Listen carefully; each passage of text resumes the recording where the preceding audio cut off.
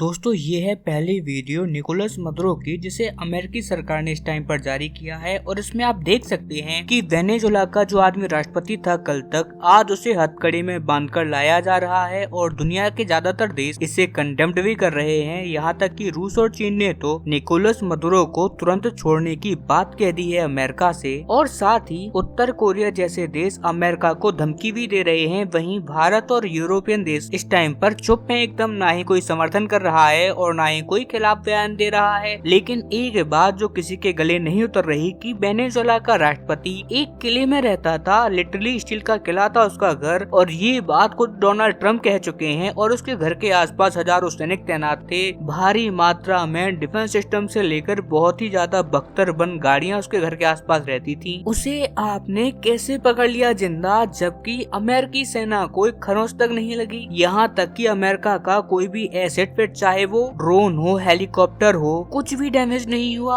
अमेरिकी सेना के किसी भी आदमी को हल्की सी चोट भी नहीं आई। तो ऐसे में आपने ये कारनामा कैसे कर लिया? कई लोग यहाँ पर कह रहे हैं कि यार ये पक्का अमेरिका के राष्ट्रपति और वेनेजुएला की साठगांठ थी और ये दिखा ऐसे रहे हैं कि ये सब उन्होंने किया है। और इस दावे के पक्ष में जो सबसे बड़ी बात कही जा रही है वो ये है कि आप हेलीकॉप्टर से लेने गए थे निकोलस मदुरो को। हेलीकॉप्टर को मार के गिराने के लिए आपको कोई हाईटेक डिफेंस सिस्टम नहीं चाहिए, ना ही एडवांस रडार की आवश्यकता होती है, आपको बस मैनपैड सिस्टम चाहिए। अब मैनपैड सिस्टम क्या होता है? ये बस एक कंधे पर लाद कर इसे कोई भी सैनिक चला सकता है और इसे आप कितना भी एडवांस हेलीकॉप्टर क्यों ना हो आप उसे धरती पर ला सकते हैं। रूस यूक्रेन युद्ध में हमने इस मैनपैड सिस्टम को बहुत देखा है। यहाँ तक कि तालिबान के लड़ाकों ने अमेरिका के इन्हीं हेलीकॉप्टर को अफगानिस्तान में जमींदोज किया था इन्हीं सिस्टम की मदद से। और वेनेजुएला के पास तो इससे भी ज्यादा एडवांस सिस्टम है जो इन्हें रूस से मिले हुए थे। तो फिर यहाँ पर इनका इस्तेमाल क्यों नहीं किया गया? यहाँ तक कि गोलियों की भी आवाज नहीं आई, वेनेजुएला के किसी भी सैनिक ने कोई गोली भी चलाई हो, इसलिए ये पूरा मैच ही फिक्स लग रहा है। लेकिन इन तमाम दावों को अमेरिकी सेना खारिज कर रही है। अमेरिकी सेना ने कहा है कि निकोलस मदुरो के साथ हमारी कोई डील नहीं है, और ये भी कहा है कि डील होती भी तो हम निकोलस मदुरो को यहाँ क्यों लाते। हमने तो अब से महीनों पहले निकोलस मदुरो को खुला ऑफर दिया था कि आप अपने पैसे लेकर रूस चले जाओ, हम उसे खरोंच भी नहीं आने देंगे। तो फिर अगर मैच फिक्स था, हमने डील कर ली थी मदुरो के साथ, तो हम उसे गिरफ्तार करके अमेरिका क्यों ही लेके आते? क्योंकि अमेरिका में अब उस पे जो केस चला रहा है अमेरिका, उसके अकॉर्डिंग तो निकोलस मदुरो को आजीवन कारावास की सजा मिलेगी। तो ऐसे में मदुरो क्यों ऐसी डील करेगा? और रही बात बिना एक गोली चलाए आपने उसे कैसे मारा, यानी कि कैसे पकड़ लिया, तो इसके पीछे थी CIA। जी हाँ, अमेरिका ने खुद कहा है कि CIA की हमने एसेट्स जो वेनेजुएला के राष्ट्रपति है मदुरो, उनके इनर सर्कल में डाल दिए थे और 10 कोस हम वेनेजुएला के सेना को इन्फिल्ट्रेट भी कर रहे थे, जिस वजह से जब हमने हमला शुरू किया तो आधे से ज्यादा उनकी एयर डिफेंस सिस्टम को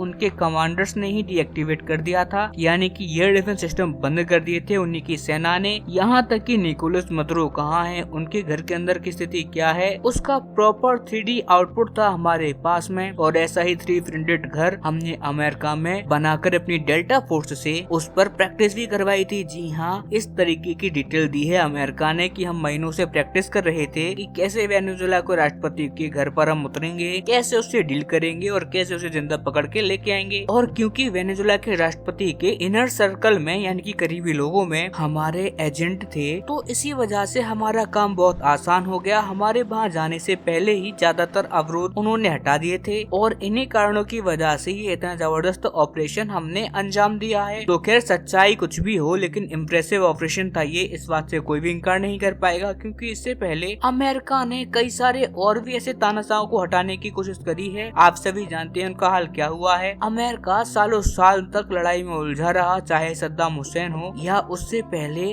और कोई हो। आप जानते हो उन्हें पकड़ने के लिए अमेरिका ने कई सालों का ऑपरेशन लगाए हैं, सैकड़ों हजारों अमेरिकी सैनिक मारे गए हैं और सैकड़ों दर सैकड़ों डॉलर अमेरिका को पानी की तरह यहाँ पर बहाने पड़े, तब जाके सद्दाम हुसैन और उससे पहले डिक्टेटर पिनेशिया पकड़े गए। उससे तो कहीं ज्यादा बेहतर था ये ऑपरेशन, क्योंकि अगर मैच फिक्स भी था तो एक डिक्टेटर को यहाँ पर सरेंडर करने के लिए मनाना भी एक ह्यूमंगस अचीवमेंट है। क्योंकि आप खुद सोचिए कि दुनिया में कितने तानाशाह हैं, Xi Jinping, Kim Jong Un, Asim Munir और कितनी भी दुनिया भर में भरे पड़े हैं। क्या आप उन्हें मना सकते हैं? क्या आप उनसे बोल सकते हैं कि आप सिलेंडर कर लो? खास करके ऐसा सिलेंडर जिसमें आपको हथकड़ियां पहना कर लाना पड़े, क्या वो एक्सेप्ट करेंगे? जी नहीं। अगर अमेरिका ने मैच सक्सेसफुली किया है तो भी ये बहुत इम्प्रेसिव है। हालांकि इस पूरे ऑपरेशन पर आप सभी लोगों की क्या राय है, आपके जेन्युइन ओपिनियन हमें कमेंट सेक्शन में देना ना भूलें। चैनल को सब्सक्राइब करें, वीडियो को लाइक करें। मिलते हैं जल्दी ही किसी और वीडियो में, तब तक के लिए नमस्कार, जय हिंद।